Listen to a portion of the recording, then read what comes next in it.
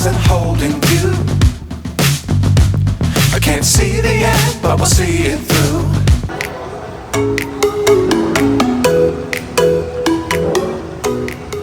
Hey guys! Dito kami ngayon sa Moon Haze sa Hot Pot and Grill. So dito, makakakain kayo ng hot pot and also pwede na rin sa grill. So depende sa inyo kung anong i-avail ninyo. So meron silang either hot pot or grill na amounting ng 709 pesos. And then kung gusto nyo ang both hot pot and grill, 1,009. So, kayo rin naman mamimili kung anong klase ng soup ang gusto ninyo. Meron silang mala soup, yung medyo spicy. Then, meron silang plain soup, as in plain lang yung soup. And then, meron din silang suwan la soup. So, medyo spicy and medyo maasim siya. And also, meron din silang tomato soup.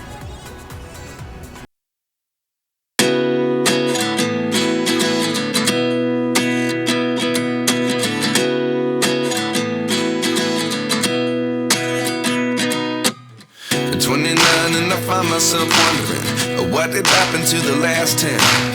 I ran away with my life, fast forward, never turn back again. It's kind of funny that the more we pass time, the more we need to set them rewind. And 19 was the year I had to leave you, but now I'm seeing all the signs. Is this really happening? I can't believe it's true. I'm just as surprised as you. Is this really happening? I can't be too sure, but one day I'll be yours again.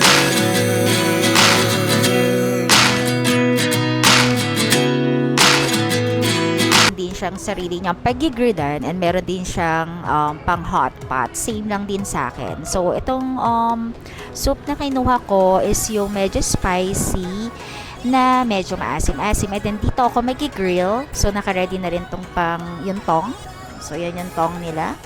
And then, dito yung sa soup. And then, si kuya, ready na rin kasi inon na niya yung mismong initan ng hot pot and nung pang grill. So, available na rin dito yung tissue nila. So, yan.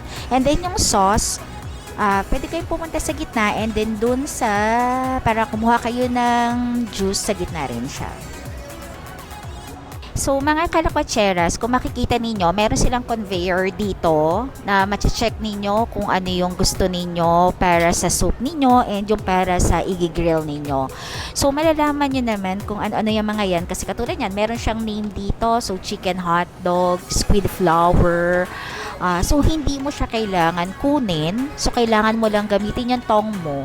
So, para kumuha ka, then ilalagay mo mismo dun sa hot pot mo. Hindi naman siya ganun din, kabilis umandar. So, talagang may kakayanan kayong kumuha ng food ninyo. So, yun mga kalakatsera. So, talagang hindi kayo magmamadali na mauubusan kayo ng food kasi nire-refillan nila din agad. So, kung makikita nyo mga kalakatseras, punong-puno siya. So, yan, punong-puno siya, makikita ninyo. So, talagang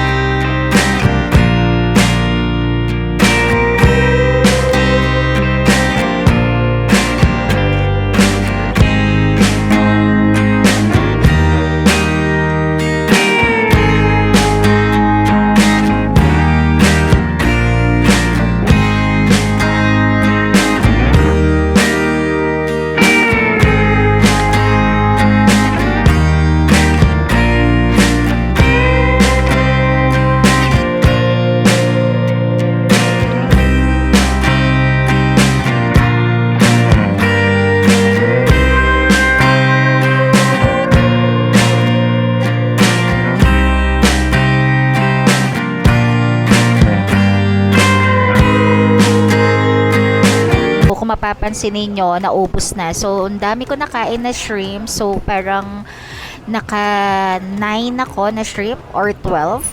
Then, nakailang beses akong kumuha ng pork, beef, and pati dun sa soup, napakarami kong kinain na tuna. So yun, grabe mga kalakwatsera, sobrang nakakabusog talaga. Talagang ikaw ang aayaw na sa food. Siyempre kasi nasa side mo na lang yun eh.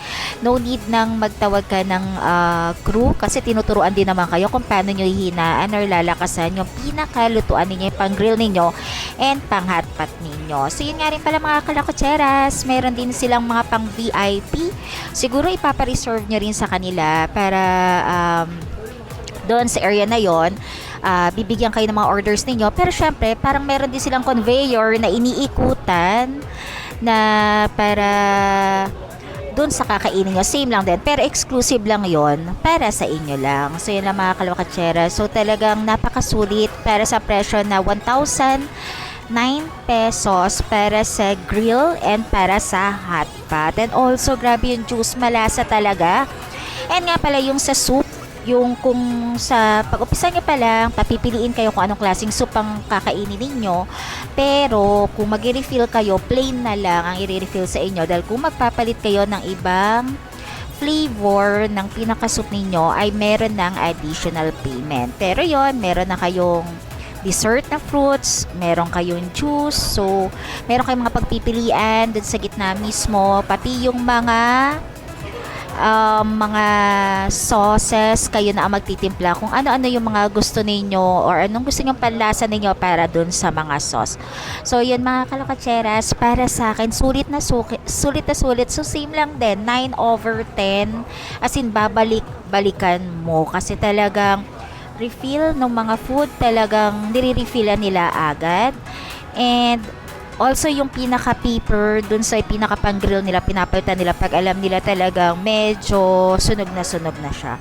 So yun mga krasera, so okay na okay dito. Try nyo rin dito sa may Moonhay, dito sa Quezon City, Banawe. So yan, try nyo dito. So para naman maiba naman yung pagsasamgyup ninyo at pag-hotpot ninyo. So iba namang ambience ang makikita ninyo. Sino mga kalukatsera? So try nyo, punta lang kayo dito. So hindi ko lang kasi nakita ko na oras yung open nila.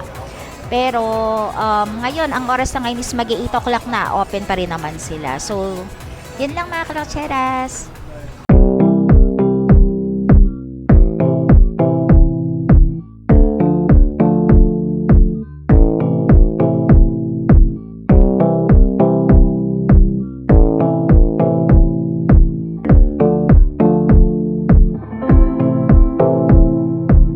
Kalakwacheras, kakagaling lang namin sa Moonhay. So umuulan pa rin. Pagpasok namin umuulan, paglabas namin umuulan.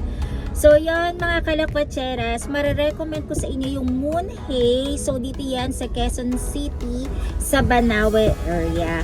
So yon, meron siyang conveyor na pinakita ko sa inyo kanina na umiikot siya. Parang wala na magsaserve sa inyong tao, kundi ang isaserve na lang sa inyo ng tao kung mag-request kayo ng rice.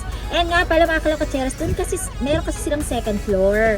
So sa baba and second floor, maluwag pa rin talaga. Dahil siguro hindi pa weekend, siguro pero pag mga weekend siguro napakaraming tao doon. Doon sa taas, sinabi ko kanina, ang dessert niya ay watermelon, pinya, and melon. Tama no? Melon. Pagbaba namin kayo na Narb sa baba, meron pa lang ice cream. So eto nakapag-take out kami ng ice cream. So sabi kasi ni Kuya kung sa labas daw kakainin tag-iisa, dahil manipis, so ito ay nayaan na kami. So tatlo kong kinuha namin. Ayan, tatlo. Ayan, pero only rin to doon. Yung ice ba to, basa dito? Ice ba? Ice kasi ganon. So itong ice cream na to, milk. Then, ano bang flavor to? Mango. So, dalawang milk pala kinuha niya. Iba-ibang mga flavor. Meron din mga watermelon. So, yun guys. Mga kalakwatsera, sulit na sulit. Masarap. Ang dami ko nakain na shrimp. As in, bawat daan niya sa akin, puno talaga yung shrimp na hindi kayo mamumblema. Nakatulad ng ibang hotpot, ibang samgyup, na mamumblema kayo, magmamadali kayong kumuha dahil baka maubusan kayo. Hindi, doon talagang hinahabol pa ng mga mismong staff kapag wala ng laman. So yung mga kalokcheras, pauwi na rin kami, kaya medyo madilim, pasensya na rin kayo. So yung mga kalokcheras, try nyo na lang po sa Monhey. And mga kalokcheras, yung mga hindi pa po nagsasubscribe sa YouTube channel ko, please subscribe na po para makaabot na po si Jala Cocheras po ng 1,000 subscriber. So yun po, and pakishare na rin po sa mga friends, relatives po ninyo itong YouTube channel ko para makapag-subscribe sila. So yun na lang mga Cocheras. Thank you for watching. Bye-bye!